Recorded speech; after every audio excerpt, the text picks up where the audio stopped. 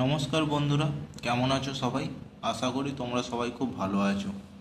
আজ এই ভিডিওতে দেখব যে এখন এই সময়টা হচ্ছে কিনা প্রিলিমস খুব কাছে। প্রিলিমস আমরা জানি যার বেশি দিন টাইম নেই, আর 3 মাসের মতো বাকি আছে। ঠিক আছে, তাহলে এই টাইমটা এবারে আমরা কি করব, যে মক দিতে লাগবো, প্রিলিমসের জন্য মক টেস্ট দিতে লাগবো।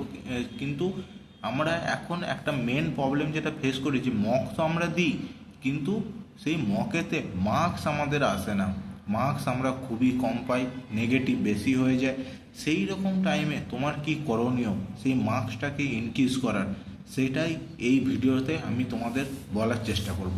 ঠিক আছে, দেখো, মক দেওয়াতে আমরা কোথা থেকে মক দিচ্ছি সেটা একটা বেশি ইম্পর্ট্যান্ট। মক দেওয়ার আমি বলেছি সবচেয়ে বেশি তোমার লেভেল জানার জন্য সবচেয়ে ভালো উপায় হচ্ছে পিওয়াইকিউ। কিন্তু পিওয়াইকিউ হচ্ছে একটা লিমিটেড নাম্বার, সেই পিওয়াইকিউ সাফিসিয়েন্ট না, তার জন্য আমাদের কি হয়, মক দিতে হয়। ঠিক আছে, এবারে মক তো তুমি দিচ্ছে, একটা তো নির্ভর করে কোন ইনস্টিটিউটের মক দিচ্ছ, কোন ইনস্টিটিউটে মক দিচ্ছ সেটাও একটা ডিপেন্ড করে। সেই মকের লেভেল কেমন তার একটা ডিপেন্ড করে। মকেরা কি করে জানো, যে কোচিং ইনস্টিটিউট আছে তারা জেনে শুনে এমন কিছু কোশ্চেন দেয় যেগুলো ইউপিএসসি কেন কোনো এক্সামেতেই জিজ্ঞাসা করবে না। আর তাদের যে ম্যাগাজিন থাকে, যেমন তুমি যদি ভিশনের মক দাও, তাহলে ভিশনের মকে দেখবে যে ভিশনের যে PT 365 আসে, সেখান থেকে একদম ভরে ভরে তোমার কোশ্চেন আসবে। কিন্তু অ্যাকচুয়াল এক্সামের এখান থেকে কিন্তু সেটা হয় না, সেটা তোমাদের বুঝতে হবে। ঠিক আছে, লেভেল হয়ে গেল। এবারে কোন সাবজেক্টের কত ওয়েটেজ দিচ্ছে সেটাও তোমাদের জানতে হবে। ঠিক আছে, এই সব জিনিসগুলো যখন পাস করবে তখন তুমি একটা ভালো মক বলতে পারবে। কারণ খুব একটা লেভেল টাফ হয়ে গেল, তুমি সেখানে মার্কস কম পেলে, সেখানে কিন্তু চিন্তা করার কিছু নেই।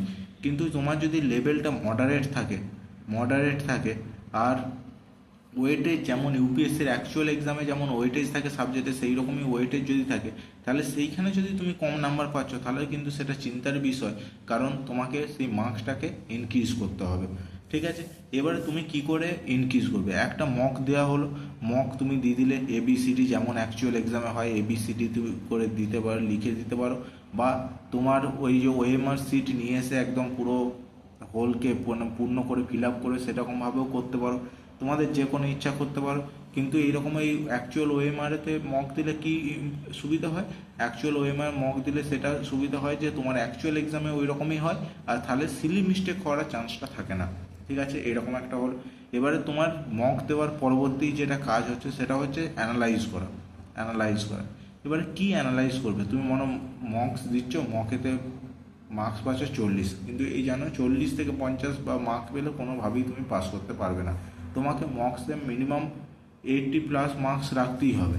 কারণ 80+-এর ওপর কাট অফ যায়, যত বেশি হবে তত ভালো। কিন্তু এই 40-50 হলে কিন্তু একটা চিন্তার বিষয়, তোমাকে নিজেকে আপডেট করতে হবে।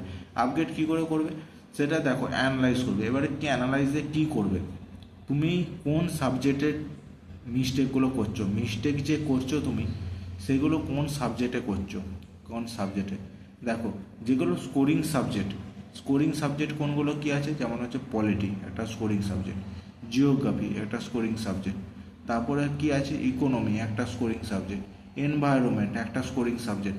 এই সাবজেক্টগুলোতে যদি তুমি মিস্টেক করছো, আর তাও যদি কোনো স্ট্যাটিক পোর্শনেতে হয় বা কনসেপ্ট বেস কোশ্চেনে যদি তোমার মিস্টেক হচ্ছে, তাহলে তোমাকে কিন্তু সেই কনসেপ্ট ক্লিয়ার করতে হবে। কারণ পলিটিতে তুমি দেখবে, পলিটির 95% কোশ্চেন যেটা ইউপিএসসি প্রিলিমসে দেখে সেটা কিন্তু স্ট্যাটিক পার্ট থেকে। আর স্ট্যাটিক পার্টের জন্য তোমার কনসেপ্ট দরকার হয়। সেইখানে যদি তোমার মিস্টেক হয় তাহলে তোমাকে বেসিক বুক আবার ভালো করে রিভাইজ করা দরকার, তোমার নোটস যা আছে সেটাকে রিভাইজ করা দরকার। কারণ এইখানে মিস্টেককে তুমি সেটাকে তুমি মিস্টেক ভুল করেও তুমি এই জায়গার মিস্টেকগুলো করতে পারো না। কারণ এইখানে তুমি যত মিস্টেক করবে তত তুমি তোমার কম্পিটিশান থেকে পিছিয়ে যাবে, হারিয়ে যাবে তুমি কম্পিটিশান থেকে। তাহলে এই যে স্ট্যাটিক পোর্শনের কোনোভাবেই মিস্টেক সেটাকে অ্যালাউয়েবল নয়। ঠিক আছে, এইটা একটা দেখবে যে কোন সাবজেক্টে মিস্টেক হচ্ছে। আর তোমার যদি মিস্টেকটা কোথায় হয়, অ্যানসিয়েন্টে হচ্ছে ঠিক আছে। কোনো সায়েন্স টেকের যেগুলো একদম আনকমন সায়েন্স টেকের কোশ্চেন সেই রকম এতে মিস্টেক হচ্ছে। ঠিক আছে, আইআরের কিছু আনকমন কোশ্চেন সেইখানে মিস্টেক হচ্ছে, এগুলো মেনে নেওয়া যায়, কোনো অসুবিধা নেই। কিন্তু এই যে সাবজেক্টগুলোর মিস্টেক কিন্তু কোনোভাবেই মেনে নেওয়া যায় না।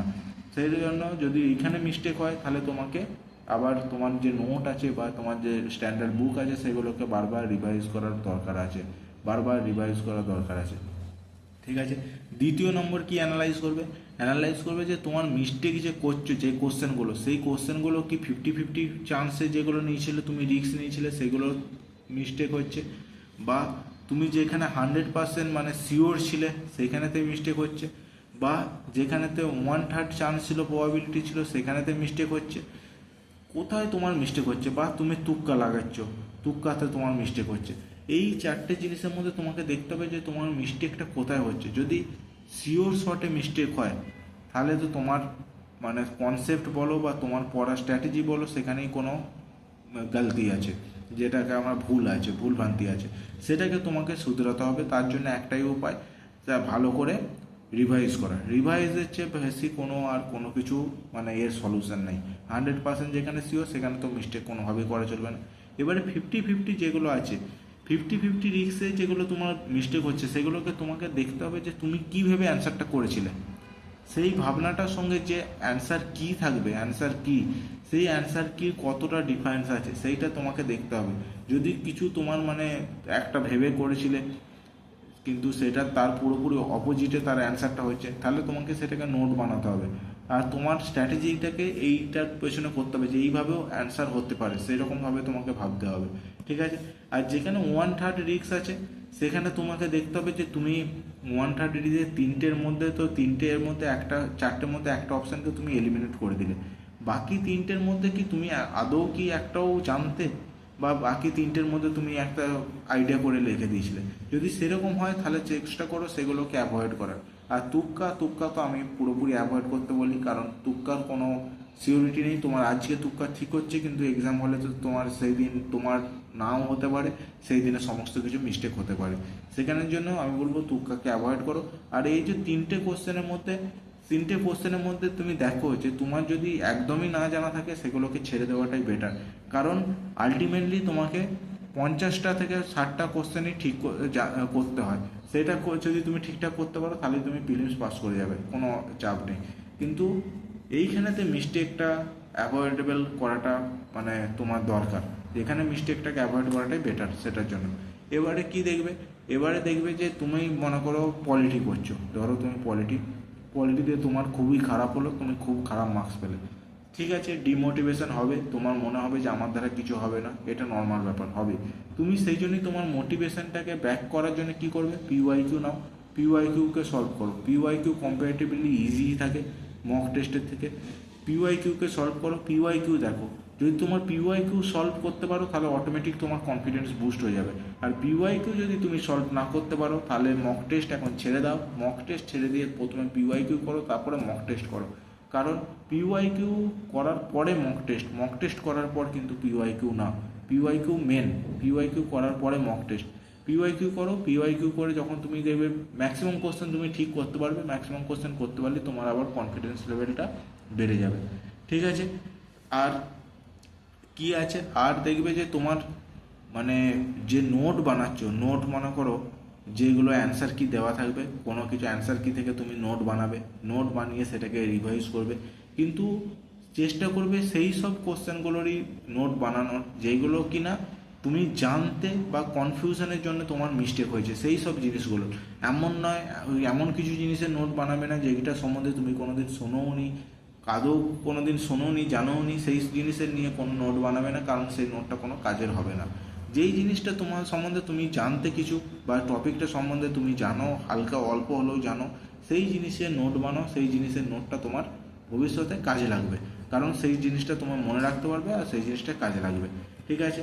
আর যেটা সবচেয়ে বেশি ইম্পর্টেন্ট তুমি যে তোমার পারলে একটা কাজ করতে পারো যে মিস্টেকগুলোকে লেখো, মিস্টেকগুলোকে একটা স্পেশাল একটা নোট বানিয়ে মিস্টেক লিখো, যে আমি এই 5টা কোশ্চেনেতে ইনকারেক্ট আছে সেটাকে আমি দেখিনি, না দেখার জন্য মিস্টেক হয়েছে। ঠিক আছে। 4টে কোশ্চেনে ছিল কি না, 4টে কোশ্চেনে ছিল আমি কোশ্চেনটাকে ভুল পড়েছি, কোশ্চেনটাকে ঠিকভাবে আমি কেয়ারফুল হইনি, কোশ্চেনটার সম্বন্ধে কেয়ারফুল হইনি। ঠিক আছে। এই যে কোশ্চেনগুলো আছে, ঠিক আছে, বা 2টো কোশ্চেনে কি হলো, তুমি সঠিক উত্তরটাই জানতে, কিন্তু অ্যান্সারে করেছো মানে যেটা অ্যান্সার কপিতে লিখেছো ভুল। 3টে কোশ্চেনে তোমার এই রকম প্রবলেম হচ্ছে, তুমি এই মিস্টেকগুলোকে লেখো, একটা জায়গায় লেখো। আর পরের যখন মক দেবে, মনে করো মক 1-এতে এই মিস্টেকগুলো তোমার হলো, তাহলে মক 2 এর সময় তুমি কি করবে, মক 2 দেওয়ার আগে 15 মিনিট আগে তোমার এই মিস্টেকগুলোকে পড়বে, মিস্টেকগুলোকে রিভাইজ করবে। মিস্টেকগুলোকে পড়ার সময় নিজের মনকে বলবে যে এই জিনিসগুলো যেন আর ভুল না হয়, এই মিস্টেকগুলো যেন আর রিপিট না হয়। রিপিটেবল মিস্টেক কিন্তু অ্যালাউ করা যায় না, সেটা মানা যায় না। এই মিস্টেকগুলো যেন রিপিট না হয় তার জন্য তুমি নিজেকে বলো, নিজের মনকে বলো, তাহলেই দেখবে একটা সাবকনসিয়াস মাইন্ডে তোমার এটা কাজ করবে। তাহলে এই মিস্টেকগুলো দেখবে তুমি পরবর্তীকালে 5টা থেকে হয়তো আরও কমে 3টে চলে এলো, বা 2টো চলে এলো, বা 1টা চলে এলো, ধীরে ধীরে এটা কম হবে। কিন্তু প্রতিটা মক দেওয়ার আগে এইটাকে রিভাইজ করো। এইটাকে রিভাইজ করার দ্বিতীয় নম্বর হলো, 2 নম্বর মক দেওয়ার পর আবার কিছু অ্যাড করলে যে এই মিস্টেকগুলো করেছে, এই মিস্টেকগুলো যেন আর পরবর্তী রিপিট না হয়। এই রকমভাবে করে করে কী হয়, এই মিস্টেকগুলো করে করে কী হয়, সিলি মিস্টেক যেগুলো আছে না, সিলি মিস্টেকটাকে পুরোপুরি অ্যাভয়েড করা যায়। কারণ সিলি মিস্টেক যত কম হবে তত তোমার মানে কাট অফের কাছাকাছি তুমি পৌঁছাতে পারবে। সিলি মিস্টেকের কিন্তু কোনো জায়গা নেই। এই জিনিসটা করো, একটা নোট বানাও, নোট বানিয়ে তোমার মিস্টেকগুলোকে লেখো, আর প্রতিটা মক দেওয়ার আগে মানে পরবর্তী মক দেওয়ার আগে সেই নোটটাকে তুমি রিভাইজ করো, সেটা তোমার জন্য খুবই ভালো হবে। ঠিক আছে, এটা তুমি করতে পারো মক দেওয়ার জন্য। আর মেন যেটা জিনিস, তোমার কনসেপ্টকে বিল্ড করো, কনসেপ্ট, কারণ কনসেপ্ট ছাড়া ইউপিএসসি ক্লিয়ার করা যায় না, ইউপিএসসি ক্লিয়ার করা যায় না কনসেপ্ট ছাড়া। বাকি যে কোনো কম্পিটিটিভ এক্সামের ক্ষেত্রেই এটা মানে অ্যাপ্লিকেবল, কিন্তু ইউপিএসসির ক্ষেত্রে একটু বেশি কি, ইউপিএসসির বেশি কনসেপ্ট দরকার। বাকি অন্য এক্সামের জন্য অত কনসেপ্টের দরকার হয় না, তোমার যদি মুখস্থ বিদ্যা থাকে তুমি করতে পারবে, কিন্তু ইউপিএসসির ক্ষেত্রে মুখস্থ বিদ্যায় চলবে না, কনসেপ্ট কিন্তু দরকার হবে। ঠিক আছে, আশা করি তোমাদের সমস্ত কিছু বোঝাতে পারলাম, তোমাদের ডাউট ক্লিয়ার করতে পারলাম যে কী করে তুমি তোমার মার্কসকে ইনক্রিজ করবে মক টেস্টে। কারণ মক টেস্টে মার্কস বাড়লে তোমার কী লাভ, মক টেস্টে মার্ক বাড়লে তোমার একটা লাভ হচ্ছে কনফিডেন্স লেভেল বাড়বে। আর কনফিডেন্সই হচ্ছে মেন জিনিস ইউপিএসসি প্রিলিমস পাস করার জন্য। যদি তোমার মধ্যে কনফিডেন্স না থাকে, তুমি কোনোদিনই ইউপিএসসি প্রিলিমস পাস করতে পারবে না, তুমি এটুকু আমি তোমাকে গ্যারেন্টি দিতে পারি। কনফিডেন্স খুবই দরকার, কনফিডেন্স যদি থাকে তুমি প্রিলিমস পাস করে যেতে পারবে। কারণ প্রিলিমস শুধুমাত্র নলেজের গেম না, শুধুমাত্র নলেজ দিয়ে কিন্তু প্রিলিমস পাস করতে পারবে না, নলেজের সঙ্গে আরও এক্সট্রা কিছু দরকার। সেটার মধ্যে একটা মেন জিনিস হচ্ছে কনফিডেন্স, কনফিডেন্স ছাড়া কিন্তু পসিবল না। সে আর মক টেস্টে ভালো নাম্বার তোমাকে কনফিডেন্স দেবে, কনফিডেন্স পেলে তোমার সেটা আলটিমেটলি অ্যাকচুয়াল এক্সামেতে তোমার মানে সুবিধা করবে, তোমাকে হেল্প করবে। ঠিক আছে, আজকে তাহলে ভিডিওতে তোমাদের ক্লিয়ার করতে পারলাম যে কী করে মক টেস্টের মার্কস বাড়াবে, বা তোমার অ্যাকচুয়াল ইউপিএসসি এক্সামে প্রিলিমসে যেটা সুবিধা হবে। আর যদি ভিডিওটি ভালো লাগে তাহলে অবশ্যই লাইক করে দিও, আর চ্যানেলটাকে সাবস্ক্রাইব করে দিও। Thank you, bye by.